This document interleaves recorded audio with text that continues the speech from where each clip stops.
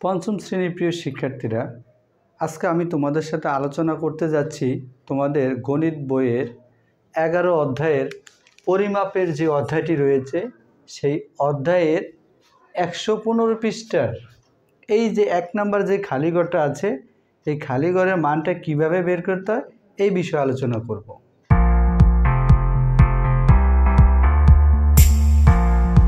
Hello viewers, সবাইকে জানাচ্ছি লাইসেম একাডেমির পক্ষ থেকে শুভেচ্ছা এবং স্বাগতম। আমি প্রথমে তোমাদেরকে একটা কথা বলতে চাই, এই যে তোমাদের পরিমাপের যে অধ্যায়টি রয়েছে আমার আগের একটা ভিডিও আছে পার্ট 1। ওই পার্ট 1-এ আমি দেখিয়েছি তোমাদেরকে যে পরিমাপের সূত্র মুখস্থ না করে কিভাবে খুব সহজে অঙ্কগুলো সমাধান করা যায়। কাজেই এই অধ্যায়ের অঙ্কগুলো যদি সহজেই সমাধান করতে চাও তাহলে তোমাদের কাছে অনুরোধ রইল, তোমরা পার্ট 1-এর যে আমার সূত্রটা আছে ওই সূত্রটা ভালোভাবে আগে খেয়াল করে নেবে। তোমরা যদি বোর্ডে খেয়াল করো, 1 নম্বর যে অঙ্কটা ছিল 115 পৃষ্ঠার 1234 মিটার, এই মিটারকে কিলোমিটার করতে হবে, তারপর মিটার করতে হবে। এই সমান চিহ্নের আগে এই অংশ, এই দুইটা ভাগে আমাকে প্রকাশ করতে হবে। তারপরে আবার কিলোমিটার করতে হবে, হেক্টোমিটার করতে হবে, ডেকামিটার করতে হবে এবং মিটার করতে হবে। তাহলে প্রথমে আমরা এই সমান চিহ্নের আগে যে কিলোমিটার এবং মিটার আছে আগে এই সমস্যাটা সমাধান করব। তাহলে এখানে আছে 1234 মিটার। এখন মিটারকে তোমার কিলোমিটার করতে হবে। আমি সূত্রটা একটু সংক্ষেপে তোমাদেরকে দেখাচ্ছি। এটা হচ্ছে মিটারের ঘর। আমরা এই সূত্রটা সবাই জানি, kilometre, hectometre, decametre, metre, decimetre, centimetre, millimetre. এটা হচ্ছে সবচেয়ে বড় একক কিলোমিটার এবং সবচেয়ে ছোট একক হচ্ছে মিলিমিটার। ছোট থেকে বড় এককে রূপান্তর করতে হলে 1 ধাপ উপরে গেলে 10 দ্বারা ভাগ করতে হয়, 2 ধাপ উপরে গেলে 100 দ্বারা ভাগ করতে হয় এবং 3 ধাপ উপরে গেলে 100 দ্বারা ভাগ করতে হয়, যখন আমরা ছোট থেকে বড়তে রূপান্তর করব।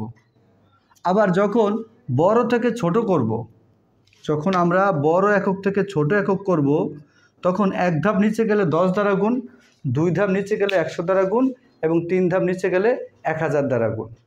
এই সূত্রটা আমার আগের যে ভিডিও রয়েছে ওই ভিডিওতে ব্যাখ্যা করা আছে, তোমরা ওইখান থেকে দেখে নিবে। তাহলে 1234 মিটারকে আমি কিলোমিটার করব এবং মিটার করব। তাহলে মিটার থেকে কিলোমিটার তোমরা খুব সহজেই দেখতে পারবে। এটা হচ্ছে মিটার আর এই হচ্ছে কিলোমিটার। এখন এই মিটার থেকে কিলোমিটার কয় ধাপ উপরে? 1 ধাপ, 2 ধাপ, 3 ধাপ। তোমরা একটু ভালো করে খেয়াল করো, এটা হচ্ছে মিটারের ঘর। তাহলে মিটার থেকে আমি কিলোমিটারে যাব, যেহেতু আমার কাছে আছে মিটার, আমি মিটার থেকে কিলোমিটারে যাব। তাহলে মিটার থেকে কিলোমিটার 1 ধাপ, 2 ধাপ, 3 ধাপ উপরে। তা 3 ধাপ উপরে হলে 1000 দ্বারা ভাগ করতে হয়। তাহলে খেয়াল করো, 1000 মিটার সমান 1 কিলোমিটার। আমার কাছে আছে কত? সুতরাং 1234 মিটার। 1234 মিটারে কত হয়? তাহলে 1234কে আমরা ভাগ করব 1000 দিয়ে। এবার ভাগটা যদি আমরা করি, একটু এখানে দেখাচ্ছি তোমাদেরকে ভাগটা আমি। 1000 দিয়ে 1234কে ভাগ করবে, তাহলে 1000 1-এর ভিতরে যায় না, 12-এর ভিতরে যায় না, 123-এর ভিতরে যায় না, তার মানে সবগুলো নিতে হবে। একবার যাবে 1000, আর থাকে কত?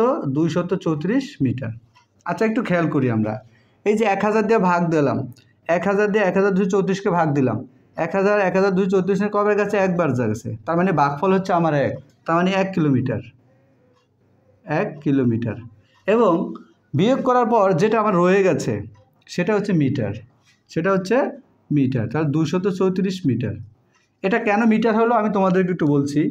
1234 মিটার ছিল, আর মিটার থেকে মিটার বাদ দিলে যেটা অবশিষ্ট থাকে সেটা মিটারই হয়। তাহলে 1 কিলোমিটার 234 মিটার। দেখো, তোমরা যদি খেয়াল করো, আমার এই যে সমান চিহ্ন আছে, সমান চিহ্নের আগে যে দুটো ঘর ছিল, আমরা কিন্তু অলরেডি এই দুটো ঘরের মান আমি পেয়ে গেলাম। কারণ এখানে হচ্ছে 1 কিলোমিটার, কিলোমিটারের ঘরে লিখবো আমরা 1 এবং 2 মিটারের ঘরে লিখবো 234 মিটার। এটুকু সবাই বুঝতে পারছি আমরা, আশা করছি। এরপর এই যে সমান চিহ্নের পরে যে এককগুলো আছে আমাকে এগুলো প্রকাশ করতে হবে। খেয়াল করো ভালো করে তোমরা। তাহলে প্রথমে ঘরটা হচ্ছে, খালি ঘরটা হচ্ছে কিলোমিটারের ঘর। তাহলে কিলোমিটার আমরা কত বের করলাম? 1 কিলোমিটার বের করলাম, তাহলে এখানে 1 দিয়ে দেবে। এখন দেখো হেক্টোমিটার, এখানে হেমি অর্থ হেক্টোমিটার। এখন তোমার কাছে আছে 234 মিটার। এই যে 234 মিটার আমার কাছে রয়ে গেল, এই 234 মিটারকে এবার হেক্টোমিটার করব। তাহলে খেয়াল করো, তোমার কাছে আছে মিটার, আর মিটার থেকে তুমি হেক্টোমিটারে যাবে।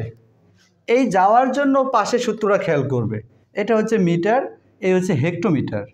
এই মিটার থেকে হেক্টোমিটার এক ধাপ দুই ধাপ উপরে, কোনো সূত্র মুখস্থ করার প্রয়োজন নেই, শুধুমাত্র এই ছকটা মনে রাখলেই হবে। মিটার থেকে হেক্টোমিটার এক ধাপ দুই ধাপ উপরে, তাহলে এক ধাপ উপরে গেলে 10 দ্বারা ভাগ, দুই ধাপ উপরে গেলে 100 দ্বারা ভাগ, তিন ধাপ উপরে গেলে 1000 দ্বারা ভাগ। যেহেতু এটা দুই ধাপ উপরে, তার মানে আমরা 100 দ্বারা ভাগ করব। আবার খেয়াল করো 100 দ্বারা, তাহলে 100 মিটার সমান 1 হেক্টোমিটার। 1 হেক্টোমিটার মানে হেমি। সুতরাং তোমার কাছে আছে কত? 234 মিটার। তাহলে 234 মিটার সমান, এবার 234কে তুমি 100 দ্বারা ভাগ করো। 100 দ্বারা এখানে আবার ভাগটা করে দেখাও। 234, খেয়াল করো 100 234 দুইবার যায়, তাহলে 200 বিয়োগ করার পর যেটা আছে সেটা হচ্ছে আমার 34। এখন এই যে 100 234 মধ্যে দুইবার যায়, তাহলে এটা হচ্ছে ভাগফল হচ্ছে 2। তাহলে এই দুইটা পেলাম আমরা কি, 100 মিটারের বিনিময়ে যদি 1 হেমি পাই, তাহলে ভাগফল 2 বেড়েছে, তার মানে আমার 2 হেক্টোমিটার। 2 হেক্টোমিটার। এবং যেটা রয়ে গেছে সেটা কিন্তু মিটার। কেন মিটার? কারণ 234 মিটার ছিল, মিটার থেকে মিটার বাদ দিলে মিটারই অবশিষ্ট থাকে, তার মানে আমার কাছে 34 মিটার অবশিষ্ট আছে। তাহলে আমার হেক্টোমিটারের ঘরে কত মান পেলাম? আমার 2 হেক্টোমিটার। তাহলে এখানে লাগবো আমরা 2 হেক্টোমিটার। আশা করি এতটুকু সবাই বুঝতে পারছি। এরপর যদি খেয়াল করো, এখন যেটা আছে ডেকামিটার, তোমার কাছে অবশিষ্ট আছে আর 34 মিটার। এই 34 মিটারকে এবার ডেকামিটার করবে। তো আমাদের কাছে আছে 34 মিটার, এই 34 মিটার থেকে আমরা ডেকামিটারে রূপান্তর করব। তাহলে খেয়াল করো, মিটারের ঘর হচ্ছে এই, আর ডেকামিটারের ঘর হচ্ছে এই। তাহলে মিটার থেকে ডেকামিটার এক ধাপ উপরে, তাহলে এক ধাপ উপরে হলে 10 দ্বারা ভাগ করতে হয়। তাহলে আবার দেখো 10 মিটার সমান 1 ডেকামিটার। 1 ডেকামিটার। এখন আমাদের কাছে আছে কত মিটার? 34 মিটার। সুতরাং 34 মিটার সমান, তো এবার 34কে ভাগ করো 10 দ্বারা। 10 দ্বারা ভাগ করলে কি হয় দেখি এবার। 10 দ্বারা যদি আমরা 34কে ভাগ করি, 10 34 ভিতরে যায় 3 বার, 3 10 30, তাহলে থাকে 4। এবার খেয়াল করো 10 মিটারে 1 হেক্টোমিটার, তার মানে আমার ভাগফল বেড়েছে 3, তাহলে এখানে 3 ডেকামিটার। 3 ডেকামিটার। ভাগফল বের করার পরে যেটা অবশিষ্ট রয়ে গেছে, দেখো 34 কিন্তু মিটার ছিল, তাহলে মিটার থেকে বিয়োগ করার পর যা অবশিষ্ট থাকে সেটা কিন্তু মিটার, তাহলে 4 মিটার। এখন খেয়াল করো এই যে 3 ডেকামিটার, তাহলে ডেকামিটারে ঘরে লাগবো আমরা 3, এবং আমার কাছে অবশিষ্ট আছে 4 মিটার, তাহলে আমার একটা ঘর খালি আছে মিটারের ঘর, তার মানে এখানে 4 মিটার হবে। প্রিয় শিক্ষার্থীরা, আশা করছি খুব সহজেই তোমরা আমার ক্লাসটি বুঝতে পেরেছো।